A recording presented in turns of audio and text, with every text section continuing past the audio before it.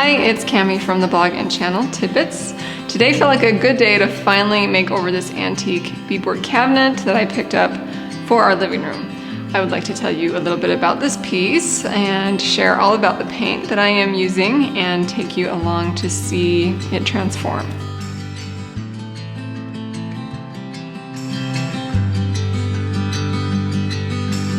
So I picked up this storage cabinet, cupboard, hutch, whatever you want to call it, at an antique store quite a while ago. I immediately fell in love with it. I love the shape, the size, the simplicity, and I even love the chippy paint and wear that it was obviously showing. I also love the price, coming at just over $100. I had seen similar cupboards priced for over $1,000, so I snagged it up. And what I didn't love was the color. I've just never been a fan of that candy apple green, but I bought it thinking maybe I could use it for a kid's bedroom. Well, when we got it home, I found it to be the perfect size for the spot beside our TV and mantle, and I knew it would be the perfect storage for our extra blankets, linens, and pillows. I had known all along that I didn't want built-in shelving here, but rather some really cool furniture pieces to create more of a curated home look. But the candy apple green just did not fit with the earthy color tone palette for this space. So that's when I knew that I needed to paint it.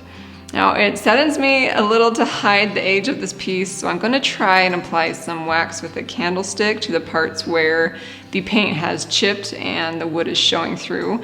Hopefully this will allow me to successfully sand down the new paint and keep a bit of that chippy paint look.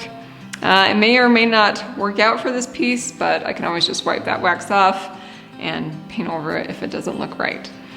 Okay, let me tell you about the paint I am using. I am excited to be trying out some new to me paint from a company that I have partnered with before on my blog and channel. Now this company is called Pure and Original, and they sent me some of their Classico chalk-based paint, which I was told was perfect for furniture makeovers. I used their Marrakesh paint on our walls to achieve like a concrete or Venetian plaster-like appearance. And I used their durable Lachetto paint for our trim and doors. Now, if you take a look at their images online, the Classico chalk paint is also great for achieving a really beautiful matte chalk appearance on walls with a really smooth, consistent, velvety finish. And I love that their paints are naturally pigmented, making all sorts of dreamy, earthy tones. Now, Classico is durable enough that you don't even need a finishing wax. Now, I selected this color Evening Shadow for the outside of the cabinet because I felt it went really well with the color Ashes on our contrasting trim.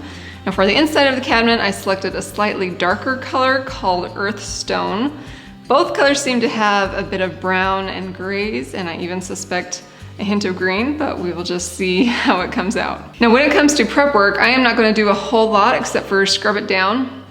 This piece is pretty dirty and grimy. Pure and Original sent me some of their non-toxic all-purpose super cleaner, which I've diluted, and will use that to help scrub off a lot of the dirt and grease before I paint it.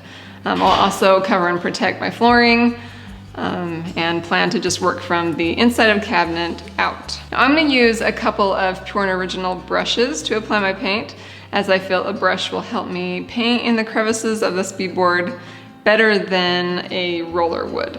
Now I've got a nice thick fat 2-inch pure bristle brush here, and this pointed one for the corners and edges. Okay, I am ready to dig into this piece, and I'll just take you along with me and show you how it comes together.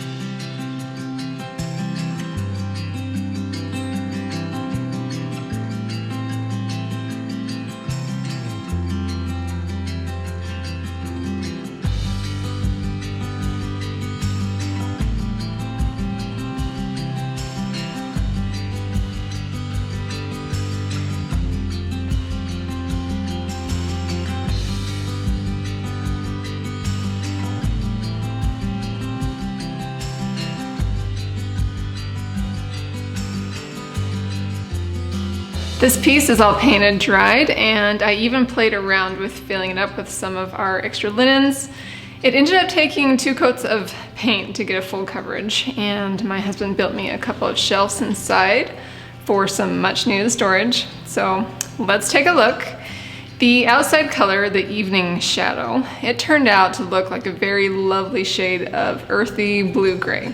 It seems just a hair darker than our trim color, which is exactly what I was hoping for. So after getting it painted, I liked how clean it looked and decided not to distress it too much.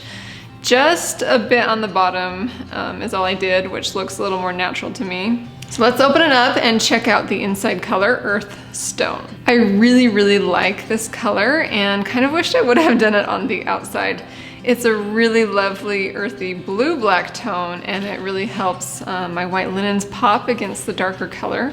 I filled it up with our extra pillows and pillow forms.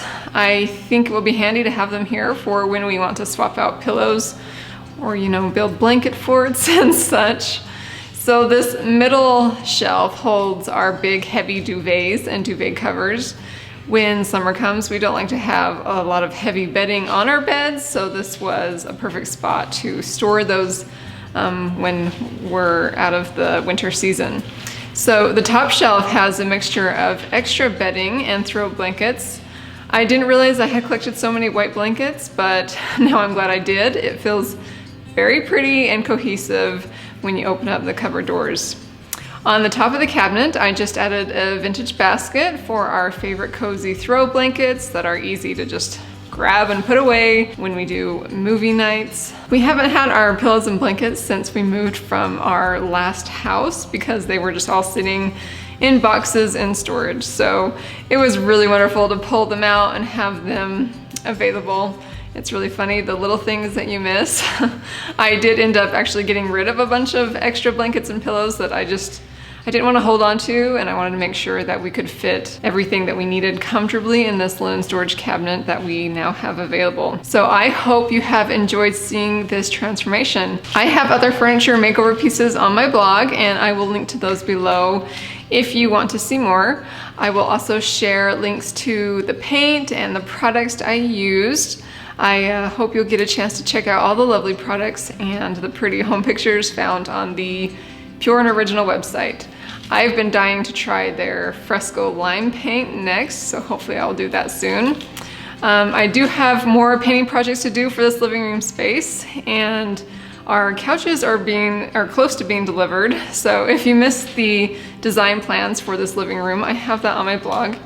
And it's just been really fun to pull the room together, and I can't wait to have the reveal for you. So please subscribe and come back for more inspiration for do-it-yourself living. Thank you so much for watching.